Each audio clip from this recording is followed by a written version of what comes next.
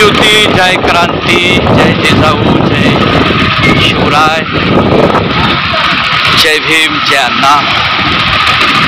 आज महात्मा ज्योतिराव फुले सत्यशोधक विचारधारेची भारत देशालाच नव्हे तर ह्या जगाला गरज आहे।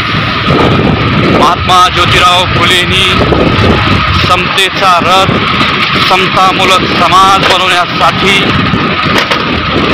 अख्खं आयुष्य समाजासाठी संघर्षामध्ये समाज निर्माण करण्यासाठी त्यांनी जे आंदोलन चालवलं, त्या आंदोलनाचा खऱ्या अर्थानं सावित्रीमाई फुले, त्या सावित्रीमाई फुलेनं त्या व्यवस्थेला जमिनीमध्ये गाडण्यासाठी महात्मा ज्योतिराव फुले आणि सावित्रीमाई फुलेनं त्या पुरोहितवादी ह्या समाज कर्मकांडाच्या विरोधात सत्यशोधक समाजाची निर्मिती करून सत्याचं शोध, खरं आणि खरं म्हणायला शिकवलं आणि खोट्याला तीव्र विरोध करायला शिकवलं। आज त्या सावित्रीमाई फुलेचं आणि महात्मा ज्योतिराव फुलेंचं खऱ्या अर्थानं आज काळाची, त्या विचाराची काळाला गरज आहे। आज आपला देश पुढं चाललाय। पब्लिक सेक्टर कंपन्या, रोजगार, शेतकऱ्याच्या शेतीमालाचा हमी भाव आज भेटत नाही, कांद्याला 1 रुपयाचा भाव आणि बेरोजगारांना हाताला काम नाही। शेतकऱ्याच्या पोरांच्या शिक्षणाचा प्रश्न आहे, लग्नाचा प्रश्न आहे आणि सत्यशोधक विचारधारेच्या माध्यमातून या देशाला सत्यशोधक विचाराचं सरकार हवं आहे।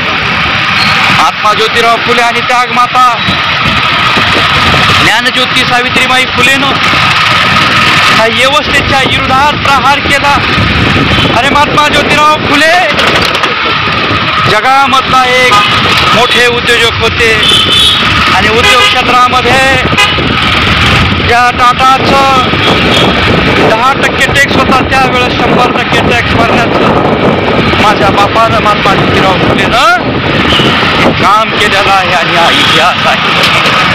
केवळ आणि केवळ या व्यवस्थेच्या विरोधामध्ये महात्मा ज्योतिराव फुलेला समजलं ही सगळी व्यवस्था काय आहे आणि या व्यवस्थेच्या विरोधात सत्यशोधकाचा आवाज उठवला आणि त्या काळामध्ये बहुजन समाजाला सत्तेमध्ये मान मिळवण्यासाठी, बहुजन समाजाला न्याय मिळवून देण्यासाठी, कर्मकांडाच्या विरोधात छापराक देण्यासाठी महात्मा ज्योतिराव फुले आणि सावित्रीमाई फुलेनं हे केलेलं कार्य अमर आहे। आज महिला कार चालवतात, कारच नव्हे तर आज महिला एअरपोर्टमध्ये आज पायलट आहेत आणि त्याचं एक क्रांतिबिंब ही सावित्रीमाई फुलेच्या आणि महात्मा ज्योतिराव फुलेच्या विचाराचं जे रोपटं होतं ते रोपटं जगामध्ये आमरण झालेलं आहे।